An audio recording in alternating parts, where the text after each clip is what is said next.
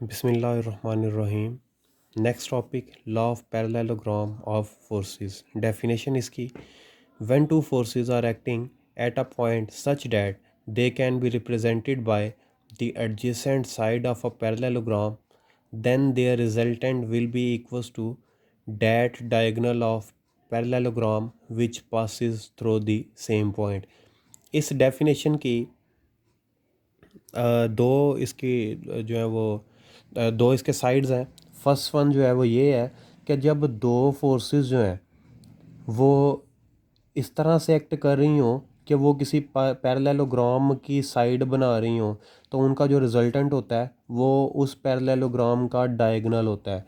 तो ये जो एडजेसेंट साइड का मतलब ये है कि ये दो पॉइंट जो हैं वो आपस में क्या है, साथ मिली हुई हैं। ये दो साइड्स आपस में साथ मिली हुई हैं और इनका जो रिजल्टेंट होगा वो एफ़ जो है वो उसको अगर सेंटर से उसको क्रॉस कर दें, उसी पॉइंट से गुजार दें, तो ये एक गोल शेप बना देगा, एक ट्रायंगल बना देगा। यानी इसको एक डायगोनल ऑफ अ पैरेललोग्राम जो है वो बना देगा।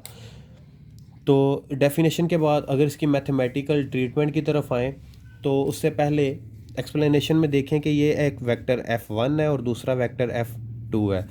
F1 सेम टू सेम यहाँ पर उसी तरह से रिप्रेजेंट किया है मैंने और F2 को यहाँ पर रिप्रेजेंट किया है। यही डायग्राम सारी यहाँ पर है। ओ से ए, ओ से ए ये वाला पॉइंट, ओ से सी, ओ से सी ये वाला पॉइंट। और इस F2 के पैरेलल ये वाली जो लाइन है ये भी F2 है और इस F1 के पैरेलल ये जो लाइन है इसको भी F1 के जो पैरेलल लाइन है इसको भी F1 से रिप्रेजेंट करेंगे। तो इसकी जो अभी तक ये जो पैरेललोग्राम है इसका कोई एक्सिस हमें क्लियरली नज़र नहीं आ रहा। ये तो एक्स एक्सिस बन रहा है लेकिन यहाँ पर वाई एक्सिस नहीं है। तो अगर इसको इसके कंपोनेंट्स में रिजॉल्व करें तो मैं इसको इसके कंपोनेंट में इस यहाँ से इसको बढ़ा देता हूँ। एक ये कंपोनेंट इसका बन जाएगा और दूसरा जो है वो ये अपवर्ड बन जाएगा। ये वाला जो कंपोनेंट होगा ये वाई कंपोनेंट होगा, यानी वाई एक्सिस के अलॉन्ग होगा, और ये जो कंपोनेंट है ये एक्स एक्सिस के अलॉन्ग होगा। हॉरिजेंटल वाई एक्सिस और वर्टिकल हॉरिजेंटल एक्स एक्सिस और वर्टिकल वाई एक्सिस। और इसी तरह ये जो एफ एक वेक्टर है इसका जो एक्स कंपोनेंट होगा वो एफ एक्स होगा, ये सारा एफ एक्स यहाँ से यहाँ तक। और इसी तरह एफ वाई जो कंपोनेंट होगा इस वेक्टर का वो यहाँ से यहाँ तक ये एफ वाई कंपोनेंट होगा। तो मैथमेटिकली ये जो एंगल F1 F2 के बिटवीन जो एंगल बन रहा है वो एंगल थीटा है। इसी तरह ये वाली लाइन और इसके दरमियान एंगल जो बनेगा वो भी थीटा एंगल ही बनेगा। और ये जो F एक वेक्टर यहाँ से पास कर रहा है इसका जो एंगल है उसको अल्फ़ा से रिप्रेजेंट किया है। अब हम बात कर लेते हैं एक ट्रायंगल OBD में। तो ट्रायंगल OBD के अंदर OBD में हमें ये नज़र आ रहा है कि ये जो AB है ना, AB ये पैरेलल है किसके, OC के। तो OC हो या AB हो ये दोनों किसको रिप्रेजेंट कर रहे हैं, F2 को रिप्रेजेंट कर रहे हैं। तो AB is equals to OC is equals to F2। और हमें ये भी पता है कि जो साइन थीटा होता है वो परपेंडिकुलर ओवर हाइपोटेन्यूज के इक्वल होता है और जो कॉस थीटा होता है वो बेस ओवर हाइपोटेन्यूज के इक्वल होता है। तो sine theta perpendicular over hypotenuse. मैंने ये वाली जो डायग्राम है ये वाली इसको मैंने यहाँ पर ड्रा कर दिया ये। तो ये वाली जो साइड थीटा के सामने जो है वो परपेंडिकुलर है, फिर इसको बेस और इसको हाइपोटेन्यूज कंसीडर करेंगे। तो परपेंडिकुलर ओवर हाइपोटेन्यूज जो है वो साइन थीटा बन जाएगा और इसी तरह से बेस ओवर हाइपोटेन्यूज जो है वो कॉस थीटा बन जाएगा। तो perpendicular over hypotenuse perpendicular BD है और हाइपोटेन्यूज AB है।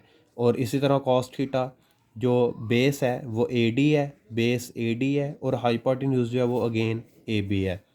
तो ये वाला जो फार्मूला है इसको हम रीअरेंज कर सकते हैं। AB इधर डिवाइड हो रहा है उस साइड पर जाकर मल्टीप्लाई हो जाएगा, AB sine theta is equals to DB। इसी तरह AB इधर मल्टीप्लाई हो रहा है इधर आकर AB कॉस थीटा AD बन जाएगा। हमें पता है कि ये जो AB है ये वाला ये AB जो है वो इसको रिप्रेजेंट कर रहे थे F2 को। तो हम इस AB की जगह पर इस ए बी की जगह पर एफ़ टू बी लिख सकते हैं। इसी तरह ए बी कॉस थीटा की जगह पर एफ़ टू कॉस थीटा लिख लिया। अब इन राइट एंगल ट्राई ओ बी डी में जो एक्स कंपोनेंट है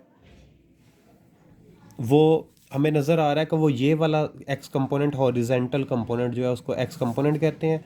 और ये कहाँ से कहाँ तक है, ये ओ से डी तक है जी, ओ से डी तक है।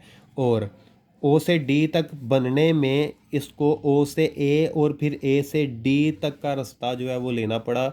यानी ओ डी इक्वल है किसके, ओ ए प्लस ए डी के, ओ ए प्लस ए डी के। और अगर ओ डी की वैल्यू लगा दें तो ओ डी यहाँ से यहाँ तक ये सारा एक्स कंपोनेंट है इस वेक्टर एफ का, एफ एक्स कंपोनेंट है तो एफ एक्स आ जाएगा। और ओ ए जो है ओ ए एफ वन के इक्वल है। और इसी तरह ए डी जो है, ए डी वो हमने यहाँ पर निकाला है, ए डी वो एफ़ टू कॉस थीटा के इक्वल है।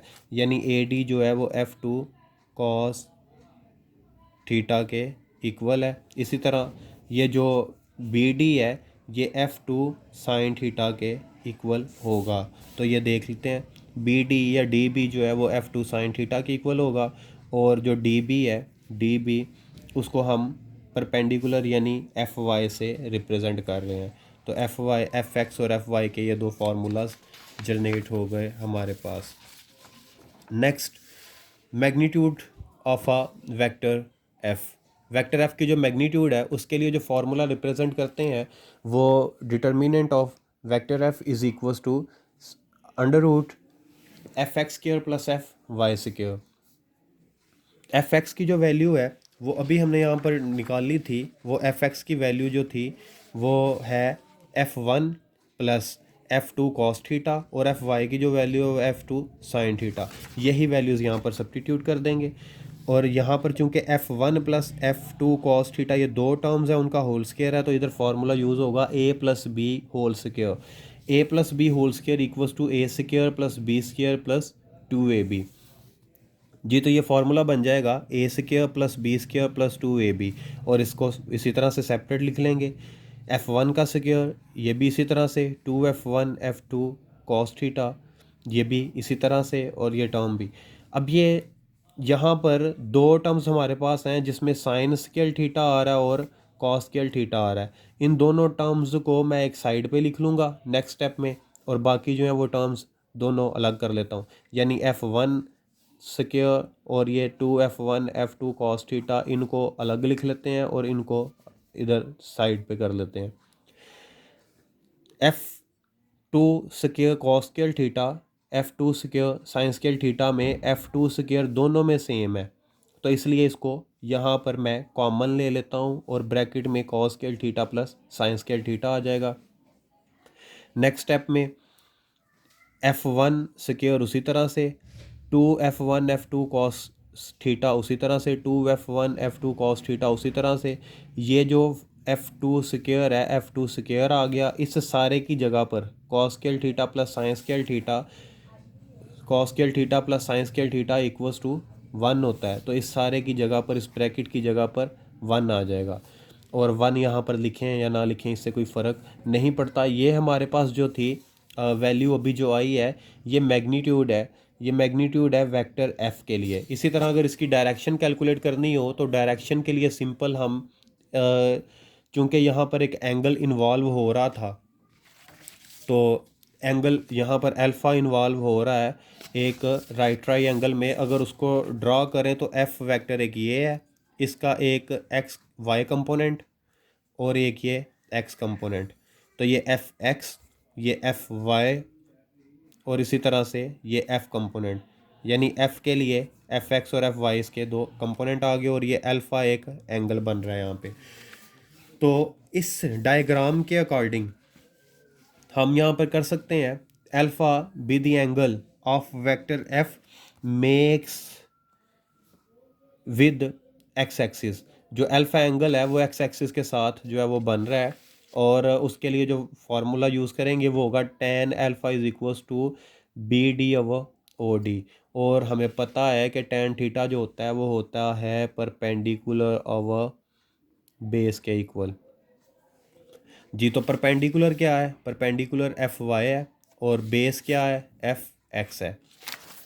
तो F y over F x tan alpha is equal to F y की जगह उसकी वैल्यू लगा दें। एफ वाई की वैल्यू है एफ टू साइन थीटा, तो एफ वाई की जगह एफ टू साइन थीटा। इसी तरह एफ एक्स की वैल्यू, एफ एक्स किसके इक्वल है? F one plus F two cos theta के, उसकी जगह उसकी वैल्यू लगा दी।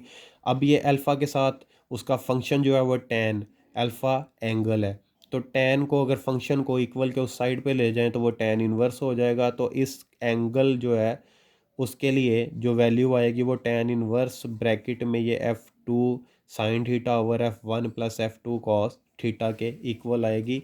ये अल्फ़ा जो है ये डायरेक्शन शो कर रहा है, डायरेक्शन शो कर रहा है, और वो डायरेक्शन एफ़ वेक्टर की है, यानी इस एफ़ वेक्टर की जो डायरेक्शन है वो अल्फ़ा जो है वो रिप्रेजेंट कर रहा है। ये था आज का टॉपिक।